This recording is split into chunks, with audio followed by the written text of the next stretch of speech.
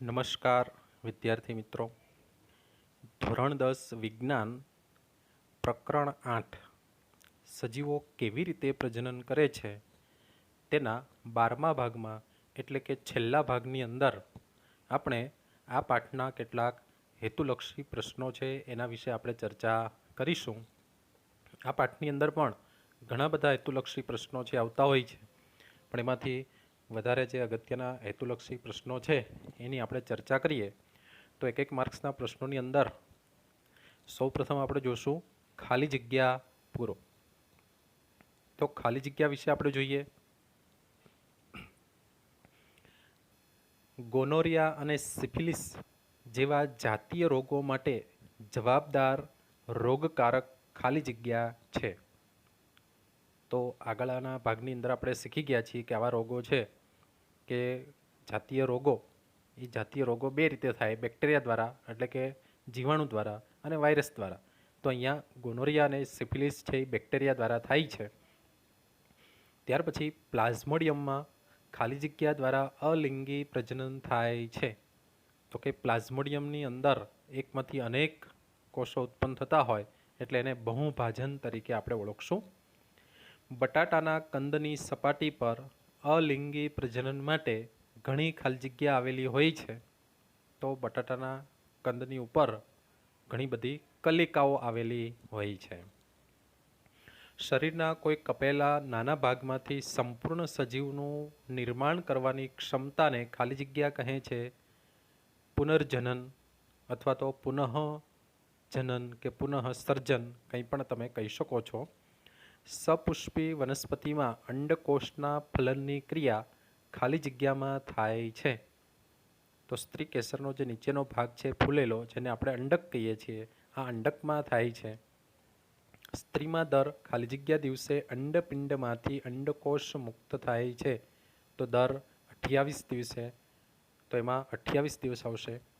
ગર્ભાવસ્થા અટકાવવા ખાલી જગ્યા ગર્ભાશયમાં કોપરટી મુકાવવામાં આવે છે. ગર્ભાવસ્થા અટકાવવા ખાલી જગ્યામાં કોપરટી મુકાવવામાં આવે છે. તો એમાં આવશે ગર્ભાશય. આન્સર આપણે અહીંયા આપી દીધેલો છે. વૃષણ કોથળીનું તાપમાન પુરુષના શરીરના સામાન્ય તાપમાન કરતાં ખાલી જગ્યા જેટલું નીચું હોય છે. તો કે 2 થી 3 અંશ સેલ્સિયસ જેટલું, 2 થી 3 ડિગ્રી જેટલું તાપમાન છે એ નીચું હોય છે. લિંગી પ્રજનનમાં ખાલી જગ્યા કોષો ભાગ લે છે.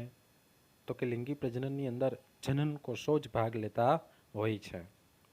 સ્ત્રીમાં અંડકોષનું ફલન ન થાય તો ખાલી જગ્યા થાય છે. તો કે માસિક સ્ત્રાવ થતો હોય છે. ગર્ભાશય ખાલી જગ્યા દ્વારા યોનિ માર્ગમાં ખુલે છે. તો કે ગર્ભાશય છે ગ્રીવા દ્વારા યોનિ માર્ગમાં ખુલતું હોય છે. કોષ કેન્દ્રમાં રહેલું ડીએનએ ખાલી જગ્યાના નિર્માણ માટે માહિતીનો સ્ત્રોત છે. તો કે કોષ કેન્દ્રની અંદર જે ડીએનએ છે, આ ડીએનએ પ્રોટીનના નિર્માણ માટેની માહિતીનો સ્ત્રોત છે. એટલે આન્સર આવશે એમાં પ્રોટીન આવશે. તો ખાલી જગ્યા આપણે એક માર્ક્સની જોઈએ. ત્યાર પછી આપણે જોઈએ ખરા ખોટા વિધાનો. પ્રતિકૂળ પરિસ્થિતિમાં પણ અલિંગી પ્રજનન દ્વારા સજીવની સંખ્યામાં ઝડપથી વધારો થાય છે. પ્રતિકૂળ પરિસ્થિતિ હોય તો અલિંગી પ્રજનન દ્વારા સજીવની સંખ્યામાં ઘટાડો થાય છે. અહીંયા આપણે શું આપ્યું છે? વધારો થાય છે, માટે વિધાન ખોટું છે. અમીબા અને પેરામિસિયમ જેવા એકકોષીય પ્રાણીઓમાં અવખંડન પ્રજનન પદ્ધતિ સામાન્ય છે. તો અમીબા અને પેરામિસિયમની અંદર અવખંડન થતું નથી. અવખંડન તો શેમાં થાય છે? સ્પાઇરોગાયરા નામની જે લીલ છે તેમાં. અહીંયા તો અમીબા અને પેરામિસિયમમાં ભાજન પદ્ધતિ વપરાતી હોય એટલે વિધાન ખોટું છે. નિરોધ એ યાંત્રિક ગર્ભનિરોધન પદ્ધતિ છે. તો કે આ વિધાન ખરું છે, એનાથી આપણે ગર્ભનિરોધન કરી શકીએ છીએ. પુંકેસરમાં સર્જાતી પરાગરજ વનસ્પતિના નરજનન કોષો છે. પુંકેસરની અંદર જે પરાગરજ સર્જાતી હોય તો એ જે પરાગરજ સર્જાય છે એ વનસ્પતિના નર જનન કોષો તરીકે એને ઓળખાવી શકાય છે. તો આ વિધાન સાચું વિધાન છે. અહીં આપણે ખોટું આપેલું છે, પરંતુ એ પરાગરજ છે એ વનસ્પતિના નર જનન કોષો તરીકે ઓળખાવી શકાય. એટલે આ વિધાનને આપણે સાચું કરીશું. જાતિ અંતઃસ્ત્રાવના સ્ત્રાવની શરૂઆત તરુણાવસ્થાથી થાય છે. જાતિ અંતઃસ્ત્રાવ છે એની શરૂઆત ક્યારે થશે? તરુણાવસ્થા એટલે કે કિશોરાવસ્થા થાય ત્યારે. વિધાન ખરું છે. છોકરી જન્મે છે ત્યારે તેના અંડપિંડમાં હજારો અપરિપક્વ અંડપુટિકાઓ હોય છે. સાચું. જન્મની સાથે જ એના અંડપિંડમાં અસંખ્ય હજારોની સંખ્યામાં અંડપુટિકાઓ હોય છે એટલે વિધાન ખરું છે. સજીવ વસ્તીના જન્મદર અને મૃત્યુદર વડે વસ્તીના કદનું નિશ્ચયન થાય છે. કોઈપણ વસ્તી છે, કોઈપણ સજીવની વસ્તી છે એનું નિશ્ચયન કેવી રીતે થાય? એ વસ્તીનું કદ કેવડું છે એ નક્કી કરવું હોય તો એનું જન્મદર અને મૃત્યુદર છે એની સાથે સરખામણી કરીને કરી શકાય એટલે વિધાન સાચું છે, ખરું. ડીએનએ પ્રતિકૃતિનું સર્જન એ કોષીય પ્રજનનનો ભાગ છે. તો કે ડીએનએની જે પ્રતિકૃતિ થાય છે તો એ કોષીય પ્રજનન છે એના દ્વારા જ થાય, તો જ કોષીય પ્રજનન થાય અને તો જ એમાં નવો સજીવ ઉત્પન્ન થાય એટલે વિધાન ખરું છે. ત્યાર પછી જોઈએ ઈસ્ટ, હાઇડ્રા તેમજ પાનફૂટીના પ્રજનન માટે કલિકાનું નિર્માણ થાય છે. ઈસ્ટમાં પણ નિર્માણ થાય, હાઇડ્રામાં થાય, પાનફૂટીની અંદર પણ કલિકા ઉત્પન્ન થતી હોય અને કલિકામાંથી નવા સજીવો છે ઉત્પન્ન થતા હોય છે કે નવી વનસ્પતિ ઉત્પન્ન થતી હોય છે એટલે આ વિધાન ખરું છે. ખરા ખોટા આપણે જોયા. ત્યાર પછીના ભાગની અંદર આપણે જોઈએ તો હેતુલક્ષી વિકલ્પો. અહીં 4 વિકલ્પો આપેલા હોય, ચારમાંથી આપણે સાચો વિકલ્પ છે એ પસંદ કરવાનો હોય છે, પરંતુ અહીં આપણને સીધો સાચો જવાબ જ આપી દીધેલો છે એટલે એને આપણે ધ્યાનમાં લેશું. તો હેતુલક્ષી વિકલ્પોની અંદર કઈ ફૂગ બીજાણુ નિર્માણથી અલિંગી પ્રજનન કરતી નથી? એવી ફૂગ છે કે જે બીજાણુ નિર્માણ કરતી નથી, બીજાણુ નિર્માણ દ્વારા અલિંગી પ્રજનનથી નવા સજીવ ઉત્પન્ન કરતી નથી, તો એમાં આવશે ઈસ્ટ. ઈસ્ટ નામની ફૂગ છે એ શું કરે છે તો કે એમાં કલિકા સર્જન થાય છે, એમાં બીજાણુ સર્જન થતું નથી. રાઇઝોપસ હોય તો એની અંદર બીજાણુ સર્જન થાય છે એટલે આન્સર આવશે ઈસ્ટ. કોષીય પ્રજનનમાં મૂળભૂત ઘટના કઈ છે? તો કે કોષીય પ્રજનન થતું હોય એટલે જે કોષની પ્રતિકૃતિ છે એવી જ સેમ પ્રતિકૃતિ થવી જોઈએ એટલે આપણે કહી શકીએ ડીએનએ પ્રતિકૃતિનું સર્જન થાય તો જ કોષીય પ્રજનન શક્ય બને. વનસ્પતિમાં બીજનું નિર્માણ કયું પ્રજનન સૂચવે છે? બીજનું જે નિર્માણ થાય છે વનસ્પતિની અંદર એ છે લિંગી પ્રજનન છે, તો એમાં લિંગી પ્રજનન આવશે. પુષ્પની અંદર ફલિત અંડકોષ વિકાસ પામી શું ઉત્પન્ન કરે છે? તો કે પુષ્પની અંદર ફલિત અંડકોષ હોય, આ ફલિત અંડકોષ વિકાસ પામે ત્યારે એમાંથી સૌપ્રથમ ભ્રૂણનું નિર્માણ થતું હોય છે. પુષ્પમાં નર જનન કોષો અને માદા જનન કોષો કયા ભાગમાં ઉત્પન્ન થાય છે?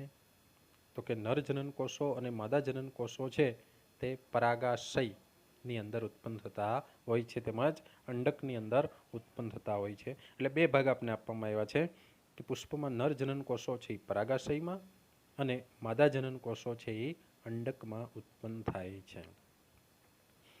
ત્યારબાદ શુક્રપિંડમાં શુક્રકોષોના નિર્માણ માટે તેનું તાપમાન કેટલું હોવું જોઈએ? તો કે શરીરના તાપમાન કરતાં થોડું નીચું હોવું જરૂરી છે. 2 થી 3 ડિગ્રી જેટલું નીચું હોવું જરૂરી છે. શરીરનું તાપમાન 37 ડિગ્રી હોય તો એના કરતાં 2-3 ડિગ્રી નીચું હોવું જરૂરી છે. મનુષ્યમાં તરુણાવસ્થામાં થતા ફેરફારો પૈકી કયો ફેરફાર ફક્ત છોકરાઓમાં જાતીય પરિપક્વતા સાથે સંકળાયેલો છે? તો કે મોટું અને સખત શિશ્ન આ છોકરાની અંદર ફેરફાર જોવા મળતો હોય છે. ત્યાર પછી પુષ્પની અંદર પુંકેસર ખાલી જગ્યા તો કે પરાગરજ ઉત્પન્ન કરે છે. પુષ્પની અંદર જે પુંકેસર છે એમાં પરાગરજ ઉત્પન્ન થતી હોય છે. છોકરીમાં પ્રજનનીય પુખ્તતાની શરૂઆત કઈ નિશાનીથી સૂચવાય છે? છોકરી હોય તો એ પ્રજનનીય પુખ્તતા આવી ગઈ છે એટલે કે કિશોરાવસ્થામાં પહોંચી ગઈ છે એની નિશાની શેનાથી સૂચવાય છે? તો કે પ્રથમ માસિક સ્ત્રાવથી સૂચવવામાં આવતું હોય છે. પુષ્પનો કયો ભાગ પરિપક્વ બની ફળમાં રૂપાંતર પામે છે? તો કે પુષ્પનો જે બીજાંડવાળો ભાગ છે બીજ બની ગયા પછી બીજાંડ છે એમાંથી ફળ રૂપાંતર પામતું હોય છે, એટલે આન્સર આવશે બીજાંડ આવશે. તો અહીંયા આપણે હેતુલક્ષી વિકલ્પો વિશે પણ જોયું. ત્યાર પછી છેલ્લે આપણે જોશું જોડકા વિશે જોઈએ. જોડકા અહીંયા આપણે કેટલાક આપ્યા છે, પરંતુ વિદ્યાર્થી મિત્રો જોડકા આપણે સાચા જ આપ્યા છે, એટલે આપણે જોડકા જોડવાના નથી, પણ આપણે બરાબર એમાંથી તૈયારી કરવાની છે.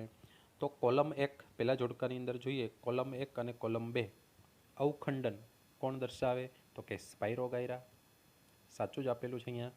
કલિકા સર્જન તો કે ઈસ્ટમાં જોવા મળે છે. વાનસ્પતિક પ્રજનન તો કે બટેટામાં વાનસ્પતિક પ્રજનન થાય છે. પુનર્જનન તો કે પ્લેનેરિયા છે એ પુનર્જનન દ્વારા નવા સજીવો છે ઉત્પન્ન કરે છે. તો અહીંયા સાચા જવાબો આપ્યા છે, એને જોયું. બીજી આપણી જોડકાની કોલમ જોઈએ. શુક્રપિંડમાં કયો અંતઃસ્ત્રાવ ઉત્પન્ન થાય? તો કે ટેસ્ટોસ્ટેરોન નામનો અંતઃસ્ત્રાવ ઉત્પન્ન થાય. અંડપિંડમાં તો કે અંડપિંડની અંદર માદા અંડપિંડની અંદર પ્રોજેસ્ટેરોન તેમજ ઇસ્ટ્રોજન પણ ઉત્પન્ન થાય. જો ઇસ્ટ્રોજન આપેલો હોય તો એ પણ તમે આન્સર આપી શકો. ત્યાર પછી પ્રોસ્ટેટ ગ્રંથિ શેના માટે જરૂરી છે? તો કે પ્રોસ્ટેટ ગ્રંથિ છે એ શુક્રકોષોના વહન માર્ગમાં સ્ત્રાવ માટે જરૂરી છે. શુક્રકોષોનું વહન થાય તો એના માટેનો જે સ્ત્રાવ છે, પ્રવાહી છે, એ ઉત્પન્ન કરે છે પ્રોસ્ટેટ ગ્રંથિ. ગ્રીવા તો ગ્રીવા આપણે કોને કહેશું? ગર્ભાશયનું મુખ છે, જેને આપણે ગ્રીવા તરીકે ઓળખીએ છીએ. ત્યાર પછી અંડવાહિની. તો અંડવાહિનીમાં શું થાય? તો કે ફલનની ક્રિયા છે અંડવાહિનીમાં થતી હોય છે. ત્યાર પછી જરાયુ. તો જરાયુ શું છે?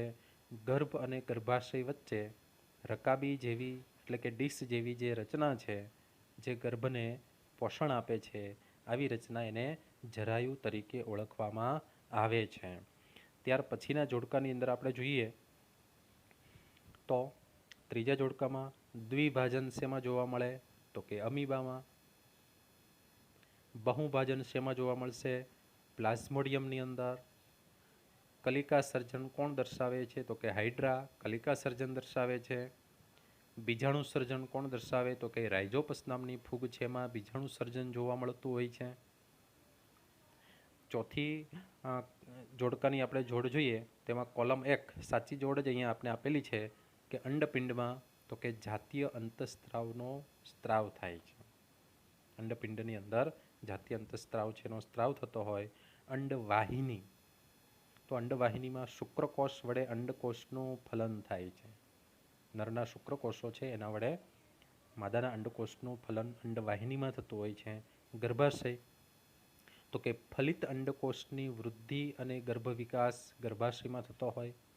ફલિત અંડકોષ એની વૃદ્ધિ પણ ગર્ભાશયમાં થાય અને ગર્ભનો વિકાસ થતો હોય છે. યોનિ માર્ગ તો કે જાતીય સમાગમ દરમિયાન શુક્રકોષો તેમાં દાખલ થાય. શુક્રકોષોને દાખલ કરવા માટેનો માર્ગ, એને આપણે યોનિ માર્ગ તરીકે ઓળખશું. ત્યાર પછી પાંચમા જોડકાની કોલમની અંદર આપણે જોઈએ તો અફલિત અંડકોષોનું આયુષ્ય કેટલું? અફલિત અંડકોષો, જે અંડકોષોનું ફલન નથી થયું, એ માત્ર એક જ દિવસ જીવંત રહેતા હોય છે. તેનું આયુષ્ય છે લગભગ 1 દિવસ. છોકરીમાં તરુણાવસ્થા ક્યારે આવે? તો કે છોકરીઓની અંદર 10 થી 12 વર્ષની ઉંમરે તરુણાવસ્થા આવે. સ્ત્રીમાં માસિક સ્ત્રાવ ક્યારે શરૂ થાય? તો કે સ્ત્રીમાં માસિક સ્ત્રાવ છે 2 થી 8 દિવસ સુધી ચાલે. 2 થી માસિક સ્ત્રાવ શરૂ થાય એટલે 2 થી 8 દિવસ સુધી ચાલે. સ્ત્રીના ગર્ભાશયમાં ગર્ભનો વિકાસ તો કે લગભગ 9 માસ સુધી. ગર્ભાશયની અંદર ગર્ભનો 9 માસ સુધી વિકાસ થાય ત્યારે એમાંથી નવો સજીવ છે ઉત્પન્ન થતો હોય છે. અને છેલ્લા જોડકાની અંદર આપણે જોઈએ પુરુષોમાં યાંત્રિક અંતરાય. તો પુરુષોની અંદર ગર્ભ છે એને અવરોધવા માટે આંતરિક અંતરાય તરીકે નિરોધનો ઉપયોગ થાય છે. રાસાયણિક પદ્ધતિ, ગર્ભ અવરોધવા માટેની રાસાયણિક પદ્ધતિ છે ગર્ભ અવરોધક ગોળીઓ. આ ગર્ભ અવરોધક ગોળીઓ છે રાસાયણિક પદ્ધતિ કહેવાય. ત્યાર પછી શસ્ત્રક્રિયા, ગર્ભ અવરોધવા માટેની શસ્ત્રક્રિયા, તો એમાં શું આવશે? અંડવાહિનીને બંધ કરવી અથવા તો શુક્રવાહિની છે એને બંધ કરવી, તો એ શસ્ત્રક્રિયા પદ્ધતિ કહેવાય. ત્યાર પછી સ્ત્રીમાં યાંત્રિક ગર્ભ અવરોધન, તો સ્ત્રીની અંદર યાંત્રિક રીતે ગર્ભ અવરોધન કરવા માટે કોપરટીનો પણ ઉપયોગ કરી શકાય છે. ગર્ભાશયની અંદર કોપરટી મુકાવીને પણ આ ગર્ભ છે એનું અવરોધન કરી શકાતું હોય છે. તો આવા બધા આપણે જોડકાઓ જોયા. આ પાઠને આપણે વધારે રિવિઝન કરી અને તૈયાર કરી એના પ્રશ્નો છે એને આપણે તૈયારી કરીશું. હવે પછી આપણે નવા પાઠની અંદર મળીશું. આભાર.